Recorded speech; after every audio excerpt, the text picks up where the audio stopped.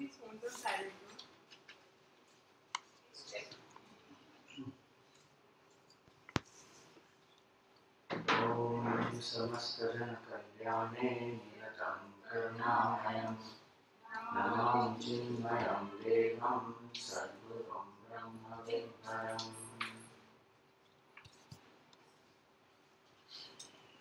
Hari Om and salutations to all of you. So our topic is Brahman and Ishwara or God. So what do we know about this?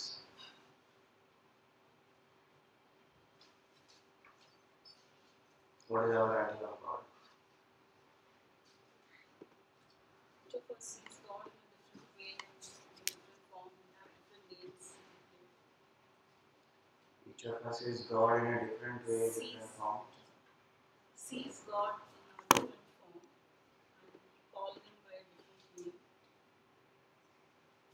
Okay, so that is the form of God that we worship, different form of God. But what is God? It's your own higher self. Means what?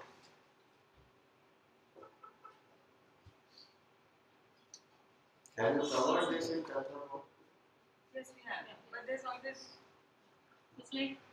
I am not asked out of syllabus. Swamiji, my class hasn't reached them. We just finished GP, yet to start journal. Okay. Man without his ego, minus the ego, is binding of the small I. First of all, why should I believe that there is a God? Argument should start from there. What is the nature of God is the second question. Why should I even believe that there is some God? Just because scripture said. No, everything around that happens. The way it's working. There are a lot of questions that are not being able to be proved also scientifically. So there's a higher power out there. I mean, that's how you start beyond stuff. So that power can be called nature. Why God? We choose to call it God or we choose to give it a form. Because we just connect. So nature and God are one. It's just a different name. I would say so. It's different how you probably what you connect with. A symbol of perfection. That you stop striving to be that. But does it even exist? So there's something beyond nature also because the universe outside the earth there's universe and there's something that is holding that. So what is holding them? They will say whatever the intermolecular attraction and all that, gravitation, not gravitation, matter, antimatter, all that holds it together. Bhagavan is not holding one earth together, one universe together like But that. you can't have that feeling of surrender to anything that is like can be explained scientifically, which is probably. So that means God, if it is explained scientifically, I can't surrender to God. So that sense of devotion comes only when you know He is Actually, what before the Big perfection. Exactly. Scientists are asking that question. What before Big Bang? They will find out. Before Big Bang, something was there. So why do I need God at all? Some faith. That's what. So God is a some. Whether He exists or not, I am holding on to some notion of Him so that I have some faith and continue living somehow. Because you can't explain why somebody is born in this house, someone is born of those parents. All these differences. So how do you explain that? Because Law of karma. So then, karma, who controls all this? No, God doesn't control. Not control, but then there is some force up there who's managing all this. Right? Okay. How do you, otherwise to me it doesn't make any sense because there has to be something, the law of karma is of course there. So that's law of cause and effect. It will work. Why do I need God in that? Science believes in cause and effect. Scientists like Stephen Hawking said God is not required to run the universe. So long as you believe Why that you not? are the creation. I am not completely refuting what you are saying is wrong. I am only trying to prove it further. So that we get more conviction. If you believe your part of this creation and everything has been created, then there has to be a creator. Okay, so that creator, we don't know who it is, but we call him as God. And there has to be one entity like that. One of my favorite quotes is Vivekananda's quote. He said, confirmed atheist is better than a confused theist. One was confirmed to be an atheist. Who is an atheist? He has thought about it and he said there is no God, full stop. Because he has applied his head properly without unnecessarily bringing some vague ideas, what people said, I believe. He has put his head to it. I'm not saying his conclusion is absolutely right. There is no, for atheist is scientific minded, he would not deny the concept of God, he would deny prevalent misconceptions of God. God sitting up in the heaven, God with a form, God in the clouds. Those concepts he will deny because they are not intellectually appealing. And to a thinking person, the person would deny. So first thing we have to find out when we say is there God or not. Is there a creation? We see the creation. Do you think creation is finite or infinite? It's finite, it's never changing. Creation is finite. So tell me, where does it begin and where does it end? It's infinite. 1 minute back you said it is finite. Changes. It's changing. Change is different. There is agreed that the nature of it is changing, but by itself it is infinite. Space-wise, I cannot say where it begins, where it ends, because space by itself is everywhere, all-pervading. That's why it's called Akash. So that which is infinite, this creation, we go by logic again, cause and effect. So if there is a creation, there has to be a creator. What is the nature of that creator? Can the nature of the creator be finite? It's finite. Infinite? So the nature of the creator being infinite. What is the definition of infinite? Not endless. Never ending. It was not born or limitless. Limitless, never ending, not born. So in our culture, infinite is defined in three. There have to be three criteria. Can you see? Right. One is that which is infinite space-wise. Desha it is called. In Sanskrit, space means desh.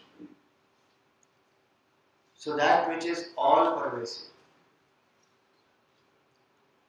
is not limited by space. But that is not the only definition of infinite. Because this space is there in the waking state. Is it there in our dream state? This space is not there.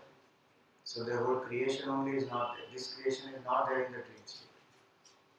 So that which is unlimited by space, that which is unlimited by time, is called as kala. Meaning it is always present, never becomes absent. So that which is not limited by space, that which is not limited by time, and that which is not limited by objects, vastu.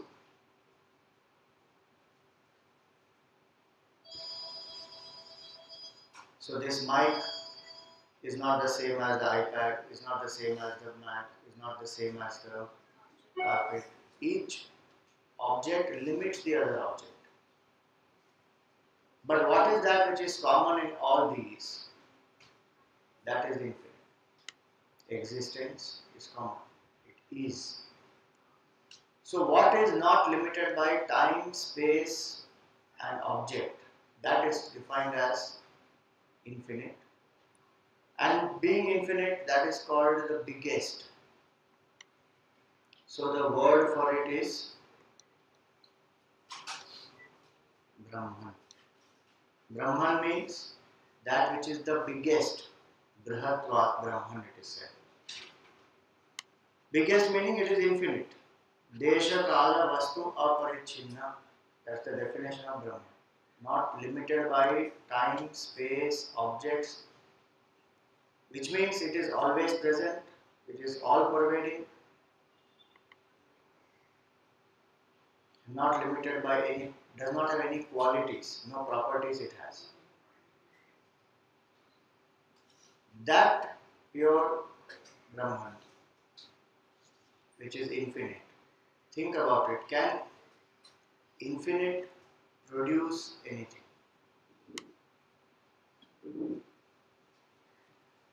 Yes or no? Is any production possible in the infinite? Think carefully.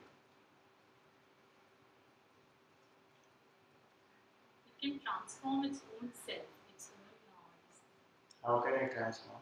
It does not have qualities, it does not have name, it does not have form. Nameless, formless, attributeless. That is infinite. So it can project things over it can project what? Something other than it. On the screen I project a movie. So over it Brahman is projecting something else. These are attributes of the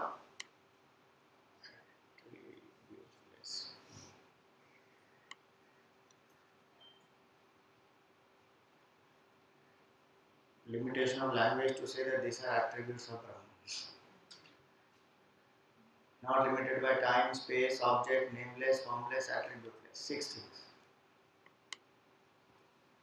So how will that Brahman create anything?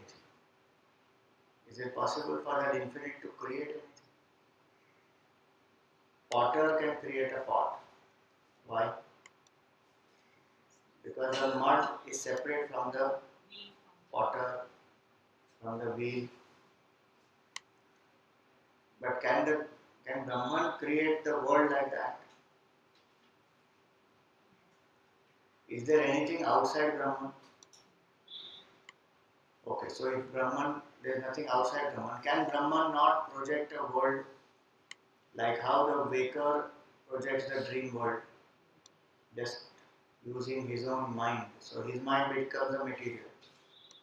Is it possible? Brahman projects the world. Project meaning creates it from himself. Yes or no? It has to use its own inherent power to do. So he is the word. Right now there is no world. Right now there is only infinite. My question is, did this infinite create the world? We are exploring that question. Because we say that the world came from the infinite, right? Anything finite can't be the cause of the infinite, cause of the world. World came from the infinite.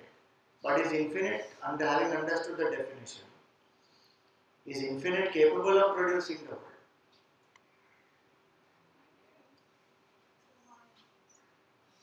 No, right now don't bring Maya into picture. By definition I am saying, can infinite produce anything?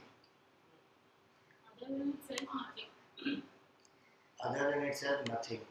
Meaning other, so it can produce itself. No, Project itself. it just is. It projects itself. No, Okay. it is. It just is. Existence. By definition, infinite cannot produce anything. Because any production means something was not there earlier, right? What was not there and it came into existence. World was not there, now it came into existence. How? Then it is not infinite. Because time-wise it was not there, no, before. So by definition, infinite does not and cannot produce anything. Now we are in a peculiar situation. Finite cannot produce, infinite cannot produce. But there is a world. From where did it come? We assume that there is a figure of God who produces the world. There has to be some cause, no?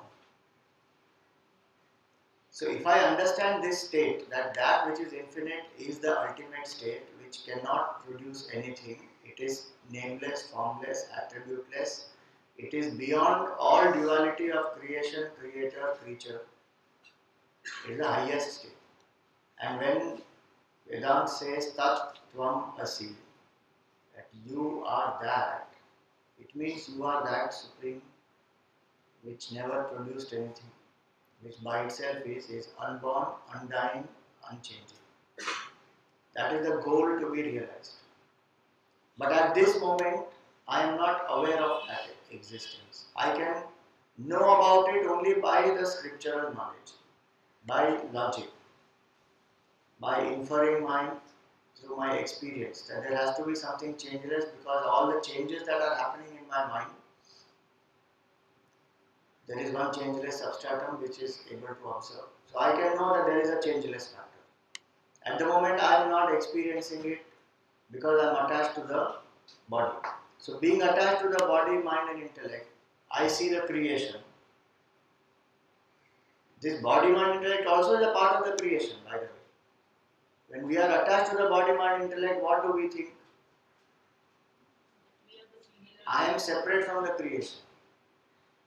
But this is also a part of the creation only. So this exists and I am at this level and I have to discover that which is changeless. So natural question is going to be that how did this come about? All these changes that are happening all around me, inside me, how is all this happening? If finite cannot produce, then infinite is not going to produce. That's where the concept comes that creation is not a production, creation is not a modification, but without undergoing any change, the infinite appears as the creation. So that is a very beautiful and most important aspect of Vedanta, where we say that creation is an appearance, it is not a production. Just like the potter produces the pot, creation is not created by a creator who is separate, sitting away somewhere up there. Creation is a Appearance.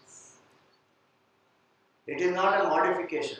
So these three analogies you should remember. One is creation is not like the potter and the pot, because infinite does not produce anything.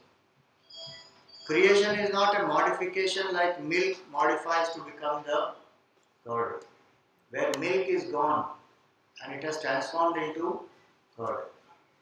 So it is not that Bhagavan has modified or that Brahman has modified itself to become this world. So then what is the creation? So that's where the example of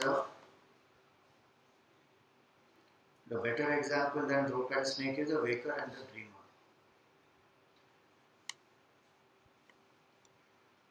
Waker, without undergoing any change, he is lying on the bed. He is projecting the whole dream world. And when the dream world ends, where does the waker wake up? There only. So nothing he has gone through, no change. But only his mind made a whole appearance.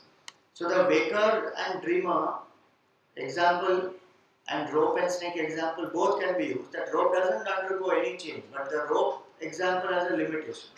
That somebody outside is seeing the rope as the snake. So better example is the waker and dreamer. So without undergoing any change,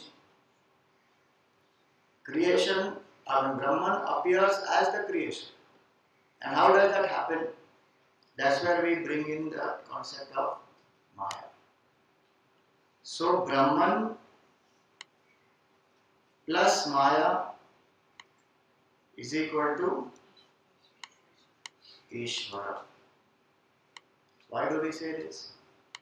Because Brahman by itself doesn't create anything. But being infinite, it has a power called Maya. Just like I have the power of speaking. And when I am not using that power is unmanifest in me. But when I invoke that power and I start speaking, then I become the speaker. So that way, that which is infinite, in which there is no creation, is Brahman. But that power of Brahman is Maya. And when this Maya is invoked, What is the power of Maya? So we say that Maya has two powers, veiling and projecting. So on one hand it veils the reality, on the other hand it projects. Like the waker has the power to dream. So on one hand the waker's identity is veiled, and on the other hand the dream world is projected. So this power of veiling and projecting, this power is called as Maya. And when Brahman uses that power of Maya, that same Brahman assumes a role of Ishwara. Just like somebody wearing the police uniform, now he becomes a policeman. Somebody wearing the uniform of a doctor, now he is a doctor. So that role now the person is playing is the role of a doctor. Same way Brahman by itself doesn't create anything, there is no duality, no creation. That is the highest absolute changeless state. Using the power becomes Ishwara. And this Ishwara, now when we say this Ishwara is the creator, that Ishwara, how did he become Ishwara? Because of the power of Maya. So that Maya is what we call as the Prakriti, which we call in scientific terms as nature. So when people say that no, I don't believe in God, I believe in nature, see, any power by itself cannot function because it is inert. First of all, it cannot exist on its own. It has to be created. And it cannot come into creation unless there is some sentient entity who puts a process into place to create it. Even if we say electric power, nuclear power, thermal power, all these powers, there is some sentient entity who has thought about it, put some process and invoked these powers, and then is controlling its usage or directing its usage. So nature by itself is Prakriti. It is made up of three gunas. So we say that one aspect of Maya is veiling and projecting. Other aspect of Maya is it is made up of three gunas. How does it operate the veiling and projecting? Through the three gunas. So through the tamas, it veils. That is ignorance. Through the rajas, it projects. And it is only through sattva that one gains the knowledge and one can exit out of the bondage of rajas and tamas. Hence we say that cultivate maximum sattva. So this Ishvara is Ishvara because of the power of Brahman plus Maya. So when we say that I believe in God, I am automatically believing in nature plus that which enlighens nature. But when I say I am only believing in nature, then my understanding is incomplete. Because then I am saying I believe in something which is inert, which is taking care of this whole world. That is illogical. Something inert cannot manage the whole world. As she said, the laws of these laws which are functioning, and some people are born in some way, some people are born with some special talents. If we don't believe in cause and effect properly, then there is no explanation. It is all random creation. And a random creation theory is not appealing, because then absolutely no logic will function. If you sow a mango seed, only mango comes out. That's because of cause and effect. And creation is not that random. So this Ishvara, how does Ishvara create this whole world? As we saw, not like the potter and the pot, but like the waker projects the whole dream world. So this Ishvara, using his own power of Maya and these three gunas, manifests as the world, appears as the world. That's better of word. Ishvara appears as the world. And how does he appear as the world? Through the five elements. So please remember this most important point before we go deeper into this. The important point is creation is not a production. It is not a modification, it is an appearance. In an appearance, it is the substratum itself which is everything. The waker's mind is everything. The snake is nothing but rope alone. If somebody is seeing a desert, if somebody is seeing a mirage in the desert, it is nothing but sand only. There is nothing other than that.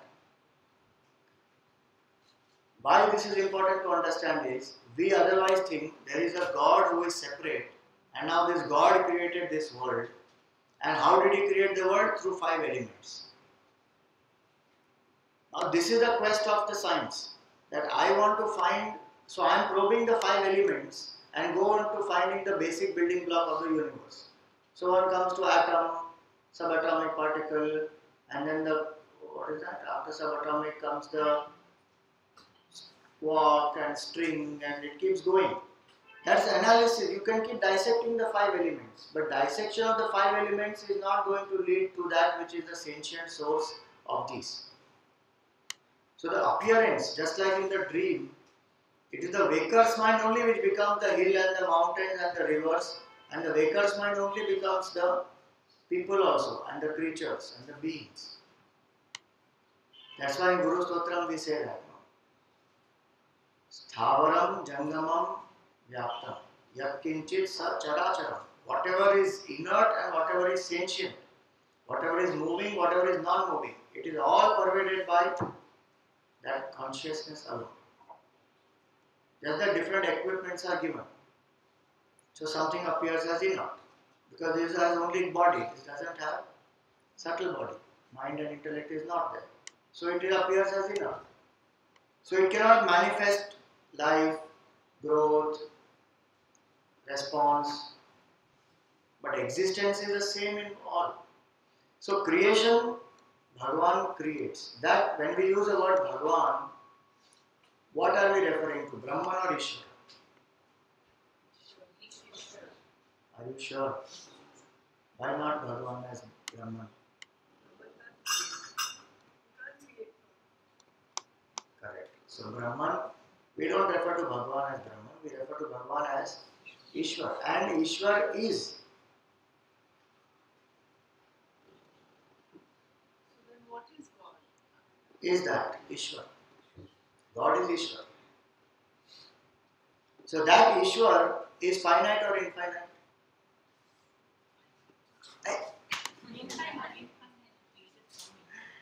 God is finite. With Maya. Using the power of Maya, Brahman becomes Ishvara does not mean that the infinite became.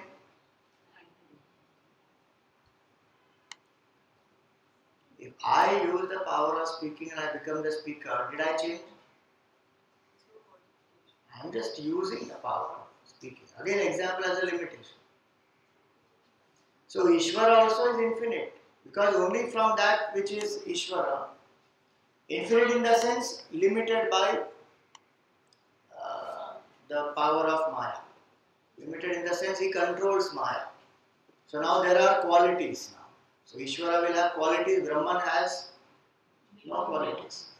But doesn't mean that Brahman is infinite and Ishvara is finite. No. Because that's why I said, remember that appearance. The waker and the dreamer, are they two different things? No. The same. Waker's mind only is the dreamer, who is called as Ishvara. Just that now using the power, so now there is some creation possible, activity possible. But because there is some activity possible, does not make it limited. Because he uses the power of Maya. Knowing fully well that he is Brahman. So he has got the knowledge that he is Brahman. Yeah. He's No not veiled. waiting. That's why we say Ishvara controls Maya and appears as the world. So this Ishvara who is infinite, in Vedanta we say that Ishvara is the cause of this creation. Because through Ishvara only the whole creation came about. So what does that mean? All this is Ishwara. Ishwara did not remain separate and then produce 5 elements. So these 5 elements also are Ishwara. The permutation and combination of these 5 elements you have read in Tattva Bodh, that brings about the individual bodies. Causal body, subtle body, gross body, the things in the world, the objects, all that is a combination of the 5 elements. So all this is Ishwara only. And this Ishwara, when I said he has qualities, so what are the qualities that Ishwara has? Sarva Shaktiman, all powerful,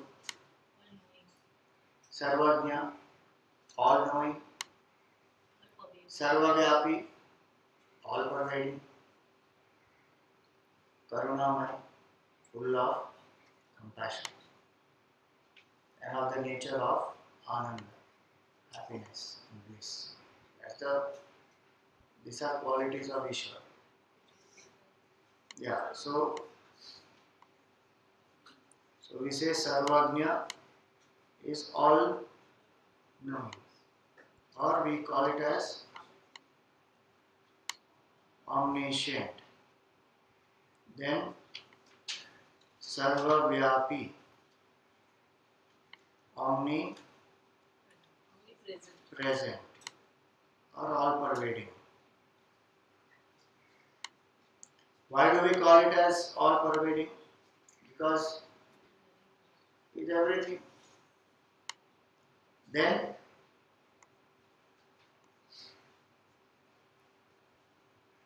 Sarva Shaktiman. This is noun.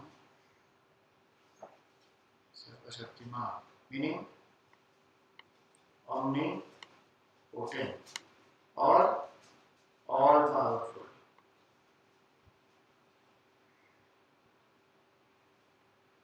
What are the implications of this? That is more important to know. That Ishvara is Sarvajna, all knowing, meaning nothing is hidden from the Lord. Why is he all knowing? Because he is in the hearts of all beings, enlivening body, mind, intellect. So that Ishvara is in my own heart. The Gita Bhagavan says that Ishvara Sarva Bhutana Riddeshe Arjuna Tishtati. O Arjun, where will you find Ishvara? Though Ishvara is all pervading, where will you realize that Ishvara? In your heart. As the consciousness which illumines the body, mind, intellect, as the knower of everything. So there is nothing hidden from Ishvara. And there is nothing which will, what we can say, there is nothing which can affect that Ishvara. No negative thought in my mind, no impurity of the mind can ever affect that pure consciousness, because he is only the enlivener.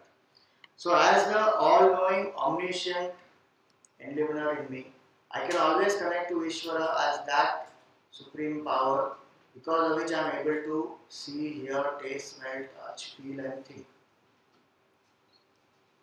Hence I do not have to worry that where is God, which is God, I don't know who God, which God. Here right now, my existence itself proves that God exists. Full stop. I don't need a bigger existence, bigger proof. If one has thought about it, one will understand that very clearly, that what is making this body, mind, intellect function is the consciousness. So the very fact that I exist, the individuality exists, means totality exists. So in Vedanta, another way to understand Ishvara is I am the Jiva, the individual, and Ishvara is the totality. Now totality doesn't mean all the Jivas put together is equal to Ishvara. All the waves put together cannot become the ocean. Ocean is much, much, much more than the waves. But the waves are not separate and completely distinct from the ocean. To understand that fact, we say that Jiva is individual and all of us put together is the Ishvara. Ishvara is much more than that.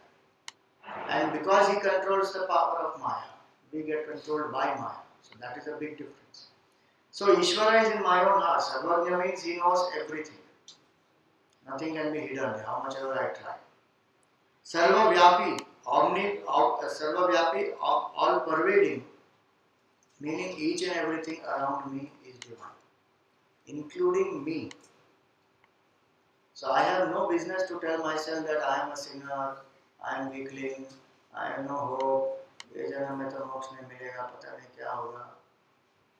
I cannot say that because Bhagavan is right here and now. It's just a question of tuning. Sarvavyapi means that. And if I consider myself as divine, I can see others as divine. If I attach myself to the body, mind, intellect and live indulgently, do prohibited actions, then I will have the guilt, I will have the agitation, I will have negativity. That is called as papa. Your mind is disturbed. So Sarvavyapi means Bhagavan is all pervasive. Hence there is nothing which is undivine. There is nothing which is to be shunned. There is nothing which is bad. Functionally, yes, there may be some differences we have to make. When somebody goes against morality, we punish that person. That's not psychologically to be done. Psychologically, that person as a human being deserves the same love and respect from me as anybody else. Because the same divinity is there in that person also. So psychologically, I must have the vision of oneness, that all of us are one. Even a small ant, the same consciousness is there in that ant which is there in me, which is there in this inner thing. If you come to think about it, it makes us very humble. That what a big pride I have is only the pride of the equipment. Consciousness manifesting in the ant is the same as consciousness in me. There is no difference at that level. So what is such a big ego, that pride that one has, that I am a human being, I am great in the creation, when that equipment is anyway going to perish. But the beauty of the equipment is only in this equipment I can realize this oneness. In an ant equipment I can't realize that oneness. So Sarvavyapi means I consider everything as divine. Hence we worship everything in our culture. Right from a stone to a tulsi plant to a banyan tree to a cow, it goes on. Because everything is divine. And Sarva Shaktiman is that Ishvara is all powerful. If I remember that all powerful Lord is with me at all times, any challenge that comes to me in my life, I can face with that confidence and strength that Bhagavan is with me. We don't invoke that power, that's our problem. In the Gita, Bhagavan says that very clearly. Matchitta sarva durgani mat prasada tarishyasi. He says, Matchitta, you fix your mind in me. Sarva durgani, all the problems that come to you, mat prasada tarishyasi, you will cross them over. Because you have that infinite source of strength within you and you are not using that, Arjun. So the next line he says, Yadi ahankar ashritya na shroshyasi vinamshyasi. But if because of ego you don't invoke that power, then you will get crushed under the problems. Now, some time or the other, they will become very overwhelming. So, Sarva Shaktiman means Bhagavan is all powerful, is there with me. I can always tap that source of the strength within me. Fourth and fifth where Karunamai means compassionate.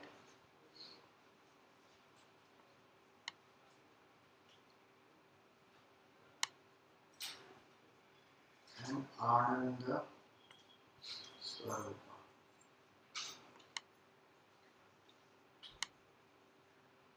The nature of the Lord is compassion. Bhagavan doesn't hold a grudge against anybody, even the asuras. Bhagavan is same to all of them and is compassionate. In fact, you see the manifestation of grace happening to liberate the asura more. Because if Bhagavan had to kill Ravan, when he killed Ravan, Lakshmana was very surprised that you killed Ravan and The flame from Ravan came out and merged with you. How is that possible? He said, everybody is my Amsha. There is no difference at all. According to their karma, they keep getting whatever their results are and they suffer or they enjoy. But at the spiritual level, they all are my Amsha. Everything is me because it's an appearance. Right? So Bhagavan doesn't hold a grudge against anyone. His nature is compassion. So when I invoke the compassion of the Lord, I can forgive myself. I can forgive other people also. And forgiving myself is the most difficult thing to do. Because I hold on to that thought. I am a sinner. I made a mistake. What a blunder I made. The guilt remains. Surrender it to the Lord and say that I am sorry, I made a mistake. Please forgive me, and I forgive myself. So Karunamaya. Especially in the sadhana, there will be many times when a person's mind plays tricks. When knowingly one commits wrong things. One doesn't have to be scared of God. That's another aspect of this power, this aspect. Why should I be scared of God? If someone says that I am a very God-fearing person, that person is only at one level of evolution. One should come up to the next. I don't have to be God-fearing at all. God is not some dictator, some tyrant who is going to whip me up and punish me for my sins. And who is waiting for the day of judgment. You come now, wait now. You come and I will push you to hell. Nothing like that. Those are all concepts created to enforce morality at a certain level of evolution where logic one can't understand. Like the mother tells the child that quietly eat the food now, otherwise Bhut will come. And no Bhut is going to come. So, when a person understands that the nature of the Lord is karma, no question of holding guilt inside one's mind, no question of feeling I am bad, I am sinner, no question of having fear of God. His nature is compassion. And Ananda Swarupa, that very goal that we seek, which is bliss and happiness, is the nature of Bhagavan. So if I am a devotee of that Ishwara, and I remain dukhi, then I am not a devotee. Somebody said nicely that who is an atheist? An atheist is one who constantly cribs and complains and cries. If you have any of the three qualities, that definition says I am an atheist. Crib, complain, cry. Why should I cry? If I remember that Bhagavan is Karunamaya and out of his compassion, whatever he has sent, I should accept it with surrender. It may be difficult sometimes to accept, but that's where the understanding is that he knows the best. Out of his compassion, he has sent this. He has not sent this to punish me. How much we torture God, I tell you. Suppose so many times we say, I think God wants to kill this one. God has not thought anything like that. One person said that person could not come early in the morning. We used to have youth class here at 6:30 in the morning, chick class. 6:30 to 7:30. So that person came late. About like 7 o'clock that person came. So after the class got over, the person tells me, Swamiji, I was standing on the road from 6:10 onwards. And there was no taxi at all for more than 20 minutes. And I really thought that maybe God doesn't want me to go to the class today. And I said, then how did you come? No, then finally I anyway had to go to college. So I thought I can't stop that. So I waited. But then luckily the taxi came. So then I came, then I said, okay, half an hour, let me try. So I said, now God didn't send a taxi for you. When something happens, we simply put the blame on God, saying, maybe God did not want me to do this, maybe God wanted me to. How much assumption in our head? Either say that everything God did, or everything I did. When the problem comes, we say, no, Bhagavan did all this, or Bhagavan may not have wanted me to do like this. Bhagavan wants me to suffer, so he will make me go through business first. Bhagavan is saying, I didn't do anything. Your karma has got you this, and your karma will take you up. I am karma phala. That's what I am. So, as Ananda Swarupa, his nature is bliss, his nature is compassion. So, this Ishwara, these are 5 aspects of Ishwara. Now, what is his connection to the creation?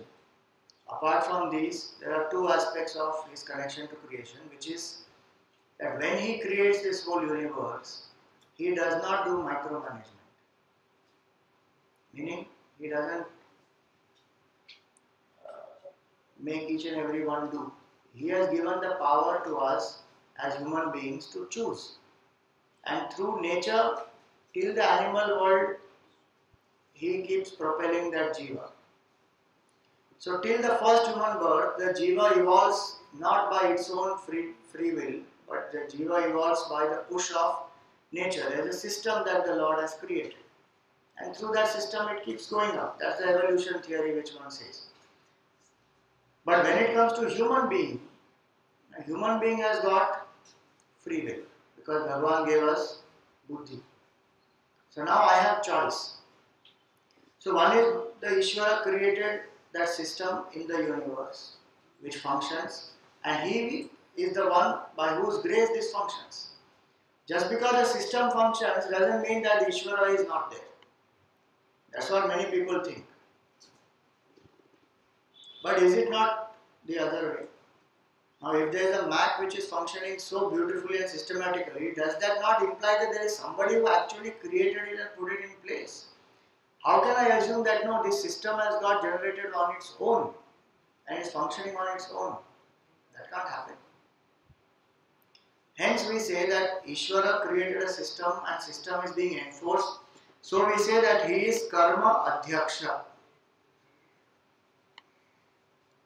Meaning, one who presides over the law of karma. Which means he gave us the free will to do karma. And it is he as consciousness empowers me to make my choices through the buddhi. But choice is being made by whom? By the individual. Like the driver is driving the car and petrol is there in the car, which is only empowering the driver to drive the car. Otherwise the car will not function. But the choice to go here or go there is made by whom? Petrol or the driver? Driver only. Same way, Ishvara is in my heart as consciousness. And as a human being, to me, Ishvara has given the buddhi through which I can make choice. And he keeps enlivening the buddhi. He doesn't keep making me make the choices all the time. So at the level of choice, I have to understand this very clearly that I have the choice and the power of choice comes to me from that Ishvara. And when I use my choice and I act, that is called as karma.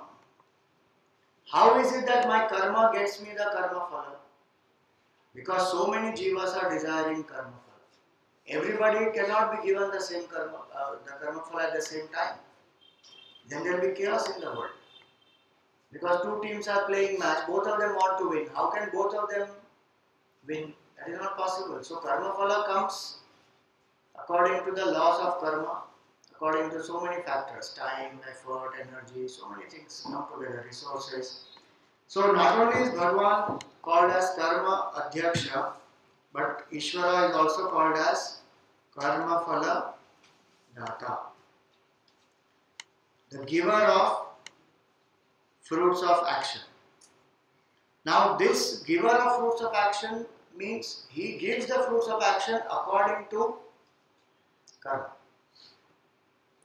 Not that a devotee will get some special results and a person who is not a devotee will not get some results. There is no partiality. As per the karma you get. And so he has given us the freedom to do karma. He empowers the body, mind, intellect to perform the karma. And he has created the laws of karma. And he also created the scriptures which give us the knowledge about all this. Hence we say that the Vedic knowledge or the knowledge of the internal world, external world, the holistic knowledge, in whichever culture it may be, not necessarily Vedic, That knowledge comes from the Lord. Different great masters, to them it has got revealed when they were quiet in their moments, and it has revealed to them. In fact, all knowledge comes from Bhagavan only. If Newton discovered law of gravity, it is not that he discovered it on his own. More than 20 years when he has struggled and the mind has tuned itself up, knowledge reveals. So all knowledge comes from him. And when I understand this, so I have a responsibility to study that how these laws function, how do I live in this creation. All that we study with these books like Kindle Life, Tattva Bodh, Meditation in Life, all that is for what? To make me live in harmony with the world. Let my choices be appropriate to fulfill my purpose of human life. It is for that. And through that knowledge, he also gave us ways and means by which we can tap the power of Ishwara, which is what we say are the spiritual sadhanas. So puja, japa, upvas, tapa, vrata, yatra, so many. That how do you tap the power of Ishwara within you? Because mind is generally extroverted. To tap the power of Ishwara within me, I must learn to turn the mind within. These are disciplines to do that. And when I do that, I also invoke that special grace of Ishwara, by which I can overcome some negative tendencies or negative karma and deal with them in a more balanced way. So if I understand this aspect very clearly, that Ishwara is all pervasive, Ishwara has these 7 aspects: Sarvajna, Sarvavyapi, Sarvashaktiman, Karunamay, Ananda Swarupa, Karma Phala, Adhyaksha, and Karma Phala Data. This is his relationship with the creation, and it is he alone who has become all this. So many times people ask this question, what Swamiji, it is his Leela and I am suffering, what is this? And who is this I? He only knows. When I understand his appearance, that each and every one of us, we have no separate existence. The wave has no separate existence from the ocean. Every character in the dream world is nothing but Baker's mind only. So it is his Leela he is going through as you and me. Don't think that he is sitting up there and doing Leela and I am suffering in this. That presumes the duality that I am separate. And is that not arrogance? That is absolute arrogance to say that I exist apart from Bhagavan. That means Bhagavan has become finite. And in the world, the exact opposite happens. When some great saint proclaims that I and God are one, they kill that fellow. So he is arrogant. Jesus was crucified for saying that. So many people in other cultures, they are not allowed to say that. An al-Haq means I and that Supreme are one. Finished. If you say that, you are doing blasphemy. But the height of arrogance is to say that I exist apart from Ishvara. That is arrogance. That is ego. To say that essentially I and God are one is not arrogance. But people don't understand that point of Vedanta. The highest evolution factor is that only, that I and God are one. But how do I assume this finiteness by Attachment to body. No, by assuming duality? That's how I have been created. No, mind is extrovert. No, but how does logic say that he becomes finite the moment I assume myself to be separate from him? I don't understand. Because nothing exists outside infinite. No. Logically, there is nothing which exists outside infinite. Which means, and when we say that nothing is outside infinite, does that not imply that whatever is a form of the infinite only? So how can I be separate? I cannot be separate. So now for us to connect to that Ishvara, now we have understood these qualities. Right? But still, are we able to connect to Ishvara? If I say the word Ishvara, what comes to your mind?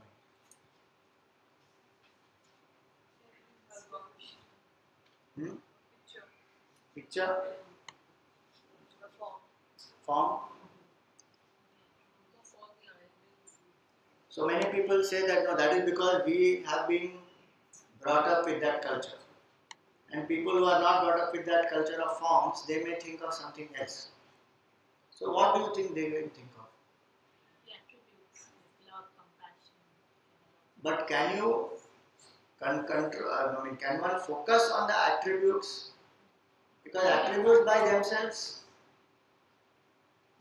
do not occupy my mind. For some time, yes, my heart is filled with love, but I want to express. No? When I have love in my heart, try that with your spouse. No form, nothing. I just have love. For whom my spouse, but you are not that. No form. I only love. Why? Because you love me, I love you. Forms are not important. Love is there in the heart. No, that will not work. If there are attributes that I appreciate, I need A form to manifest my expression. Otherwise, it is difficult. So that's why we use a form. And if you remove the forms, mind will create attribute into some form. The moment you say love, one red color heart will come in the mind. The moment you say peace, one white pigeon will come into the mind. Something it will create or not. Some symbol will come. No? direction. Suppose I say India, what comes to your mind? Flag, the map. Something has to come. If I say that don't think of any picture but think of India. If nothing, the word will come INDIA. So if I understand this very clearly, that simple human mind cannot think without a form. It is not possible at all.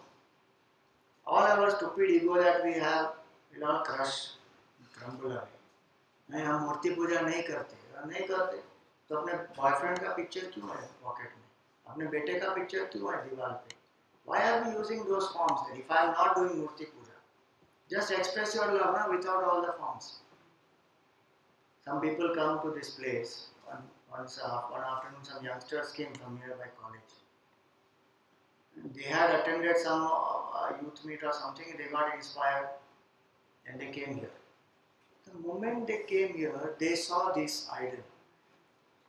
They went out immediately. They said, "Aap to murti puja karte ho. We don't believe in all this and this is all religion. I am going out." I said, "Come on." What the logic only is not understood. Ki why there is a form. So that Brahman to I cannot connect with at the moment. Can I connect with Ishwara? I can understand Ishwara's qualities, but I am not able to connect to Ishwara unless there is a form. And can I say that no, I don't want to use the form because all this is divine, I will serve the world as the Lord. Am I seeing the world as Bhagavan? I am not seeing the world as Bhagavan, I am seeing the world as the world. So I am having Raga and Dvesha. Where is service then? So if I want to purify the mind and invoke and connect to that Ishvara who is with me in my own heart as the consciousness, the mind must have the bhav of surrender, of devotion. Devotion and love bring about the surrender. So how will that surrender come? It comes when I build a relationship with Ishvara. And that's why the concept of Ishta-Devata is so important. That what is your personal form which is dearest to you? I always call it as MPG, my personal God, Ishta-Devata. That form which is dearest to me. Now, but God is not limited by form. All forms are His only. Perfect. No doubt in that. And He is the formless also. 100% true. But just intellectually knowing all these concepts makes no difference. Actually holding on to a form and saying if this is the Lord's form which I love, and all these qualities, Sarvagya, Sarvavyapi, Sarvashaktiman, Karunamaya, Anandamurti, all that is personified in this form. Now form alone is not enough. People say that I am doing the japa, Swamiji, Om Namah Shivaya, nothing is happening. Because devotion has not yet come. And how devotion comes? Devotion comes when I cultivate a relationship. Suppose I say you have love. Is it not true that love is there because of relationship? Can I have love without any relationship? I have no relationship with something but I love it. Give me one example. You can say chocolate, pizza, but that's not a relationship. That's just consuming an object that gives you pleasure. It's not a relationship which is built. The moment I have a relationship, love automatically flows there in that appropriate channel. I have a son, I have a spouse, I have a brother, I have a mother. Now through relationship, my love has got expressed, channelized, and I also receive. So for a devotee, first of all, Ishvara is not one murti, please. Murti is a means to connect to Ishvara. By itself, murti is not limiting Ishvara. Ishvara cannot be limited by a murti. But the murti helps the devotee to connect. And of course, the murti has symbolism. No doubt in that. So this symbolism also inspires the devotee. Now one aspect more here is, so once I cultivate the relationship, love comes into the heart, surrender happens. And what is the beauty of that? I realize that Ishvara is one with me. I am one with that Ishvara. So the form is only used as a temporary means. But with the full knowledge that this is Ishvara, many people use the form as a means saying, okay, intellectually I know that I am Brahman, I am just using a form, just like I use a pen. So they don't feel the devotion. But they think that form is only one some means, okay, today I have to do japa and this form is there which means Om Nam Shivaya, okay, my japa is over. That's no use. I must feel that devotion there. That surrender happens. Then I experience what it is, that state of oneness which Advaita Vedanta calls. Now one aspect of the forms is, many people ask, does Ganesha actually exist? Or is it that human being created this form? What do you think?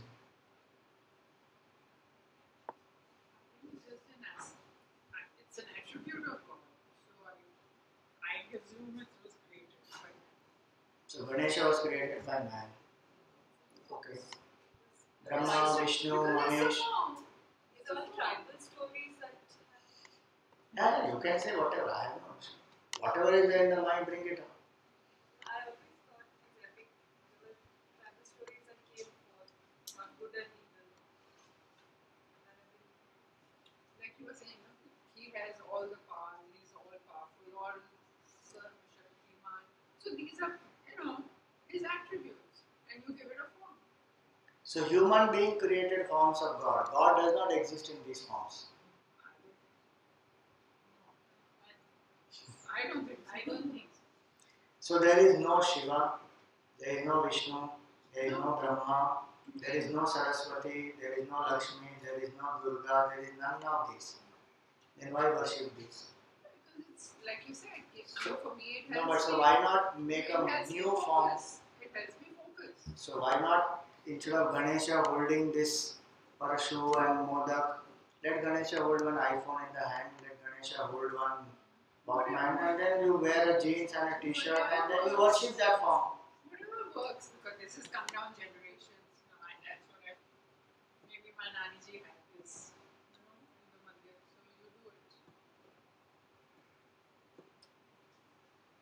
Does anything prevent the infinite reality or that Ishvara from manifesting in this form? No. So why can't he be there in this form? Of course he can be, but you're saying that he is formless, right? no, but he manifested into the earth like as a human being. No. See, that is another category which is called as Avataar. Ishvara manifesting as a human being with the complete awareness of his or her divinity, that I am Ishvara, and manifesting the powers as Ishvara.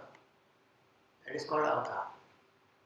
So Ram, Krishna, this Vaman avatar, and so many avatars are there.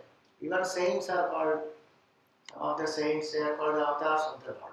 Because Bhagavan manifested in those forms. So that is different. When we say Ishvara's form, we have to understand that we don't have to think in terms of gross physical manifestation. So when we say this form of Ishvara, whichever form the devotee holds in the mind, the Lord will manifest in that form. That is for sure, because that's the power of the devotion, that which is formless and infinite as the Ishvara can manifest in the form which the devotee has invoked. So if you invoke Ganesha with an iPhone, Ganesha will manifest with an iPhone. So that infinity has no boundaries, infinity can manifest. But I am going to present the view of the Shastra. It is up to you, believe it or not believe it. Shastra says very clearly that these forms exist. And it is not said only in our culture here. If you go across the world, you will find that the Creator is represented as four-faced old man Brahmaji. Yeah. You go to China, you will find communist place, China. In China, you will find the long bearded with that thin moustache, and long hair, and four-faced. So it is not that only human being has created this. That is another category where human being can manifest. Human being can think of the Lord in any form, and Bhagavan will manifest in that form because it is devotion that brings it. But does not mean these forms don't exist. Now the moment I say these forms exist, we start imagining some man walking with an elephant head and it looks very absurd. How can a man is so thin and an elephant is so big, and how can that fit? But we have to understand the subtler forms, like how, not exact example, equivalent example, but to make us understand what is the difference between a gross form and a subtle form. So the gross form is what I see physically through my senses, and which is tangible, you can hear, taste, smell, touch. That is a gross form. But subtle form is that which is experienced by the mind. So all the things which we experience in the dream is all subtle forms. Okay. Now do you think they exist or they don't exist?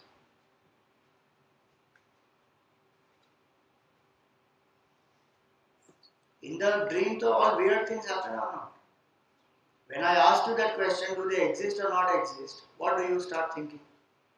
Will you start thinking in terms of grossness? They don't exist in this physical realm, but do they not exist in the subtle realm? It is there in the mind. And they have a form, and they are manifesting, and you are experiencing. So if I lift my mind to a subtler level and make the mind purer, I can experience these divine forms. And so many masters have experienced the same form. And if you think about it, today we have communication technology so advanced. In those days, so do you think that one man created the form in his head that Ganesha should be like this, and then did the tom-tom and the whole of the country came to know that? I don't think that is possible, because if you see people, if you see the history also, you will find that different people and different cultures have come and settled in this country. But what unites all of them is the Vedic culture. And the Vedic culture, if you see the Vedic deities, Rudra is depicted as Shiva, Narayana. So you have Shiva's Rudra Suktam, Narayana Suktam, Shri Suktam, Durga Suktam. If you chant those mantras, the power of those mantras is such that the form will manifest. And those experiments have been done by this transcendental meditation, this Mahesh Yogi. So they have done that. They have, if you do even simple, if you sing, let us say,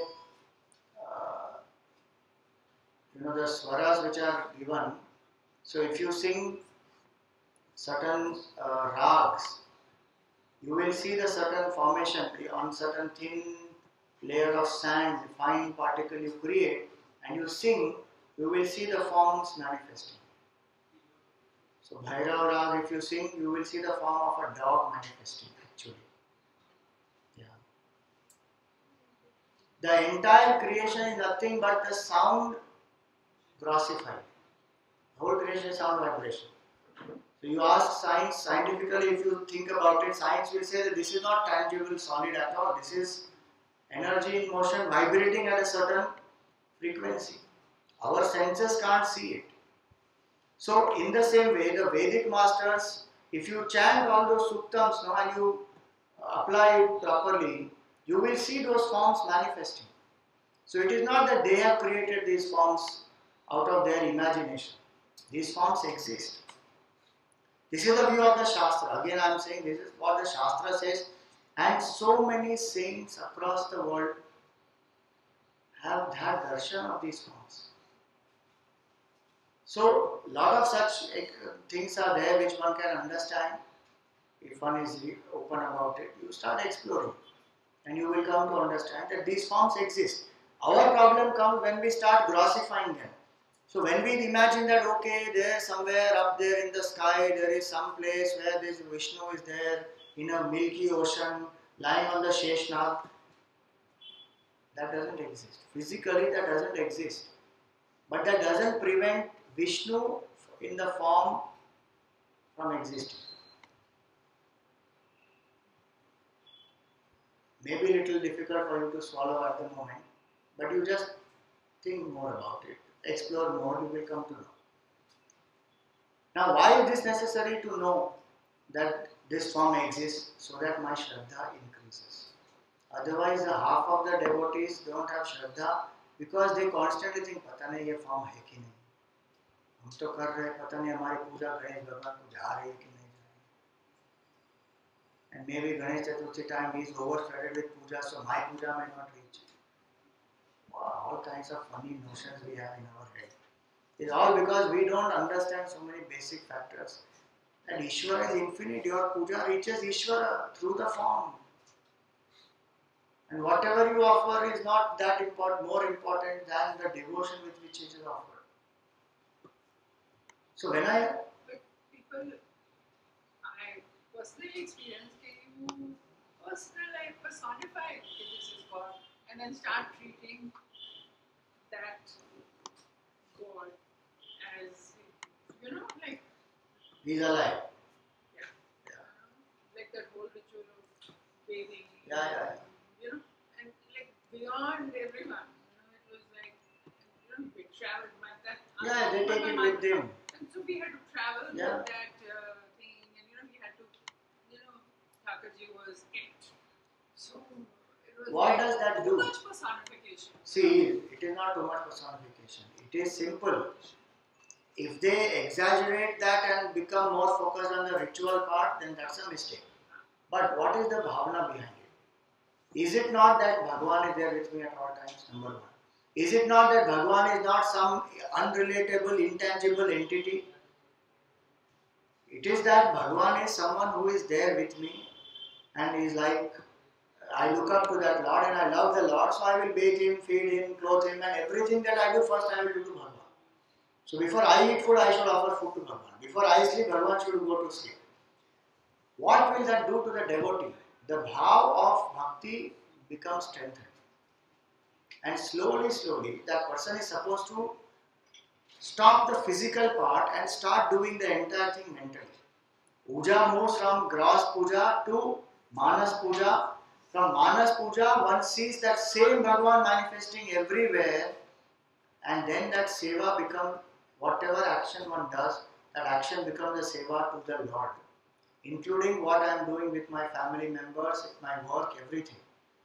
Intellectually, you and I know that okay, all this is divine and we should worship divine and all my action must be a prayer and work is worship, but it doesn't come into my life. Why? My feeling is not there. I still somewhere think that okay, God is someone up there, and after I finish everything, if I have time, I will spend some time for God, or I will take care of it in the fag end of my life in post-retirement plan. At this moment, I don't need God. So the connect does not come. I agree that human beings have made it, over exaggerated, so it puts off some people. But is that not the case with everything?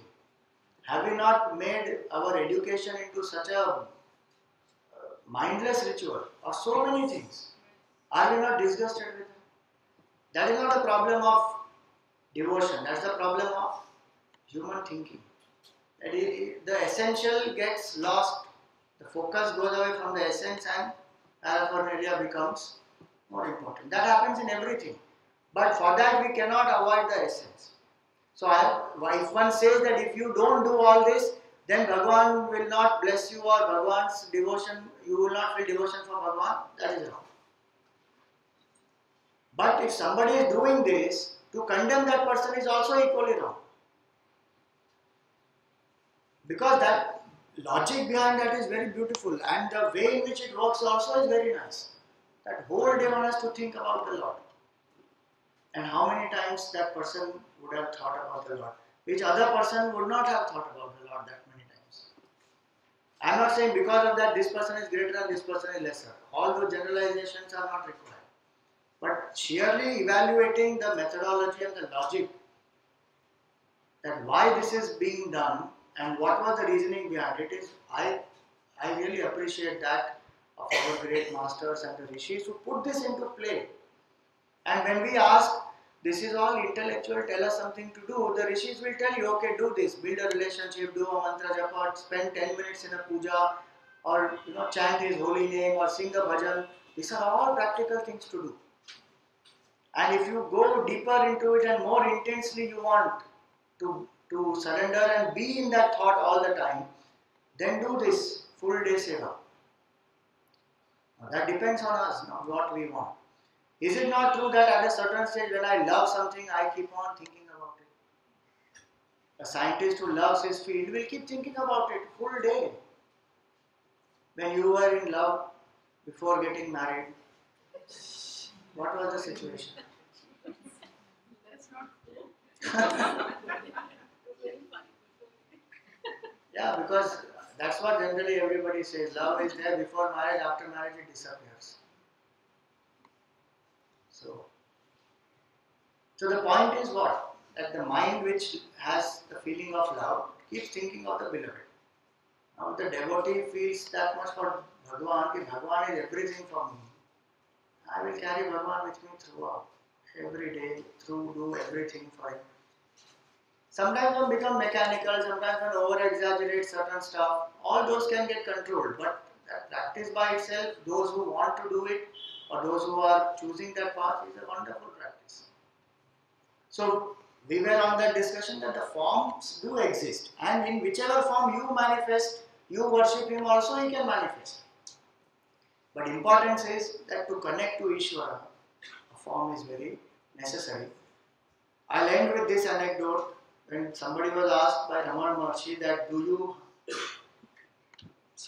does God have a form? Ramana Maharshi said, do you have a form? I said, yes, I have a form. So he said, as long as you have a form, God also has a form. If you think you are formless, God is formless. Simple answer, but absolutely to the point. And the same thing Bhagavan says in the Gita.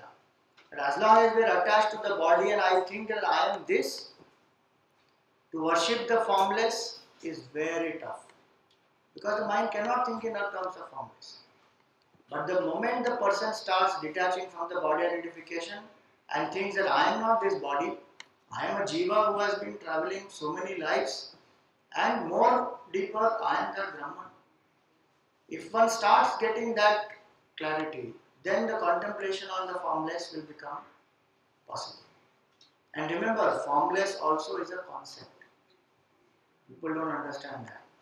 They think form is limiting the infinite, but formless also is limiting the infinite. If I say Sat, Chit, Anand, Nirgun, Nirakar, Aja, Avyaya, these are all pointers to that truth. These are just words. I have to drop these words and see what it is indicating. Just like I have to drop the form. So if somebody feels I am superior because I am a formless worshipper, Nirgun Nirakar worshipper, and you are Sagun Sakar worshipper, you are inferior, that is just ignorance. Both are using a support. One is using a grosser support, and I can't even say grosser support because it's only appearing gross outside. What is happening inside is very subtle. The devotion, the surrender, and so many things are happening beautifully inside. Those are subtle aspects. So actually one should not compare. Hence the Lord did not say who is greater. Arjuna's question was who is greater, form worshipper or formless worshipper. Bhagavan said, in whichever your mind abides, in which you have maximum Shraddha, and which practice you look forward to do, that is the best for you. Because both are good. Both are appropriate in their own place. Nothing is higher or lower there. Because ultimate reality is beyond form, beyond the formless also. It is beyond words. And that is what we saw as Brahman. So Brahman, to summarize, is absolute truth. No creation there. No sustenance, no destruction. Using the power of Maya becomes Ishwara. Ishwara appears as all this, and using the power of Maya of veiling and protecting. And Ishwara has those 7 qualities that we saw. Those 7 qualities are necessary for me to understand that Ishvara is not some intangible, and we love this word, it's abstract. If it is abstract, you can't connect to it. So please make it more clear. Don't say that it's just abstract and being that abstract. Nothing will work after that. So these 7 qualities, and to connect to that Ishvara, Ishta-Devata's form is necessary. And through that, when the surrender happens, I realize that I am one with Ishvara, and finally I am one with Brahman. There is no duality anyway. So that is on the topic of Brahman and Ishvara. Yes. You talked about forgiveness. So, if I ask for forgiveness, it's not the same thing as receiving forgiveness.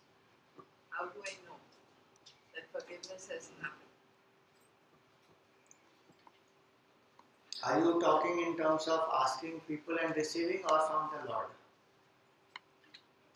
So the point is, because the nature of Bhagavan is compassion, Bhagavan does not even hold a grudge against us. So there is no question of him forgiving me and me getting forgiven by him after me asking. He has not even taken an offense. But I hold the guilt in my heart. So I am releasing it. And how do I know that I have forgiven or he has forgiven? How I feel. Bhagavan doesn't hold a grudge against anyone. If he did, he would have been mortal like you and me. Then he is not God.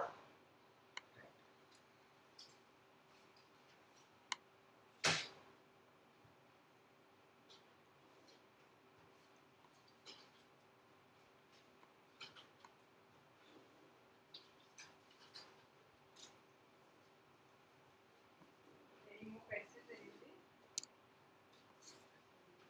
Just